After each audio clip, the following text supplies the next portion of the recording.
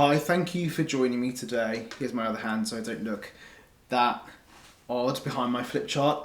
This is a wonderful, wonderful process which is so powerful in expanding your thinking, allowing you to look at different areas of your life, whether it's your life, your business, your relationship, whether it's a specific goal, whether it's a specific behavior that you're doing. This is the logical levels, which Robert Dilts is quite famous for formulating, advancing, developing, but he actually learned about it many years ago in the 70s when NLP was being developed in his lessons he took with Gregory Bateson.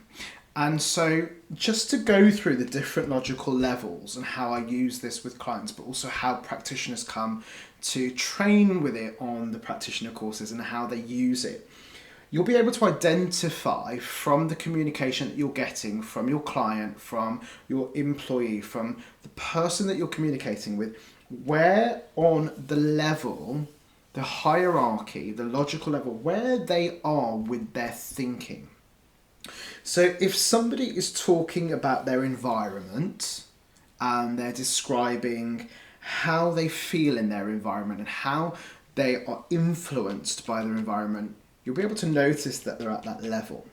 Whereas if someone is talking about how they believe things should be, and they believe things should be done in a certain or particular way, or whether they believe that change is possible, or whether they believe that they can get the outcomes that they want, you'll be able to identify where they are on the levels.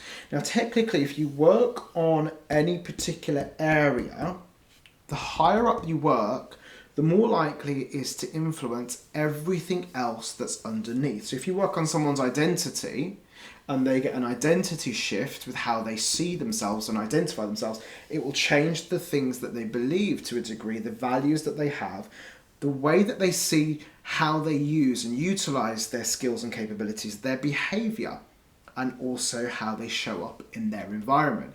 It doesn't necessarily work the same way up if you work at a lower level on the logical levels.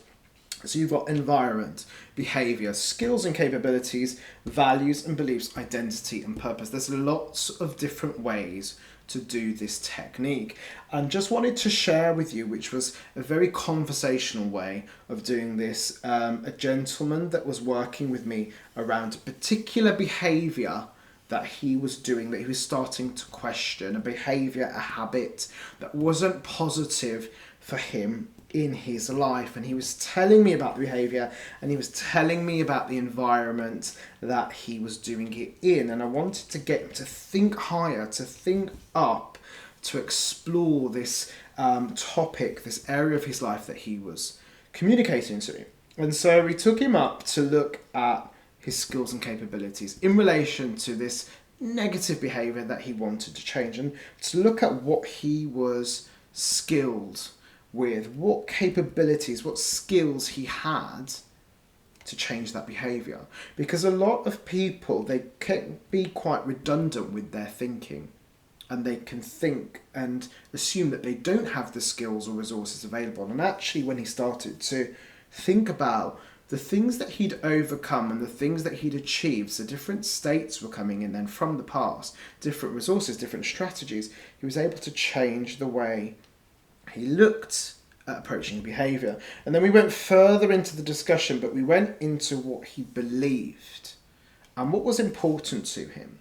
And when we looked at the beliefs, he was able to open up and realise that a lot of the beliefs had been installed from other people that he'd worked with.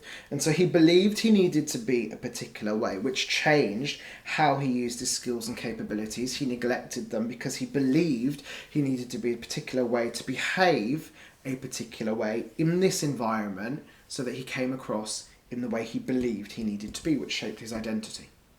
And so when we looked at his identity of who he truly was, and when he stepped into that resource to really get a deeper sense, and actually that's who I am, that's the real me, that's who I want to be, all of his true values came forward, and all of his beliefs about those values and about his identity came forward, and they came forward powerfully. And we looked at those and the skills and capabilities he had then to stop that behaviour in line with the identity that he wanted to live through. And this was a lot of this was around dating and relationships and how he was having difficulties in relationships. You might have difficulties in your own relationships.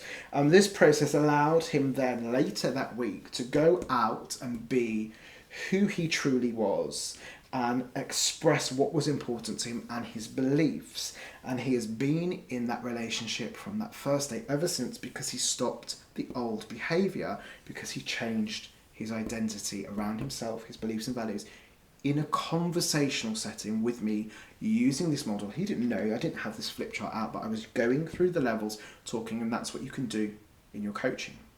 And that's what you learn on the practitioner. So maybe you've got a specific area of your life or a specific goal that you want to work on or think about, and just think about something in your life, something you want to achieve, and think about the environment. What does it look like? What does your environment look like? What does it sound like? What does it feel like in your environment where you are doing what you're doing? How does that environment make you feel? Is there anything about that environment that you're working in that is supporting you or holding you back?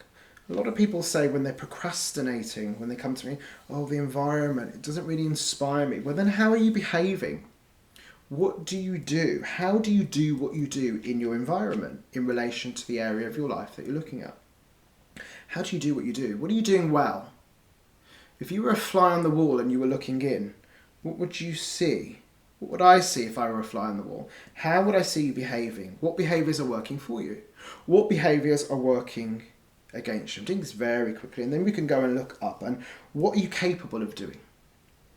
What skills are you using in your behaviour, in your environment? What skills come to mind? Are those skills moving you towards your outcomes? Or are you not using the skills and capabilities that you have? Or do you need to get more skills? Do you need to come on an NLP practitioner and hypnosis practitioner training? Come along. And what do you believe about your outcome, the area of your life that you're looking at? What do you believe? What comes up for you? What's important about the area of your life? What's really important that you're not seeing? And what about your identity? How do you see yourself? How do you think of yourself? What are the kind of things that you say inside your own head? And let's go right up to the bigger picture, the purpose. What are you here for in life? What are you going to do with your time? How are you going to act? How are you going to be? So you get an idea, as I've done that very quickly to show you, because I know that a lot of people like to watch short videos and short podcasts these days, just to give you an idea of the logical levels. And there's so many different ways that you can use this, and you'll learn how to use this on the NLP and hypnosis practitioners. You'll get to feel it, experience it, and then master it as a practitioner so that you can do it for yourself, because all of the tools you train in, you can do for yourself, or you'll be able to use it as a practitioner or use it in your business to inspire people, to help people expand their thinking for their relationships, for their outcomes, for their career, for their business, for so many areas of their life, for their health, by using this model. If you have any questions, please contact me. If you're interested in any of the trainings, please take a look through the whole website so you can see, listen to the podcast, watch the other videos, and also try out some of the free lessons which are emailed out to you so you can get an idea of how NLP and hypnosis works. Thank you for joining me. Enjoy the rest of your day.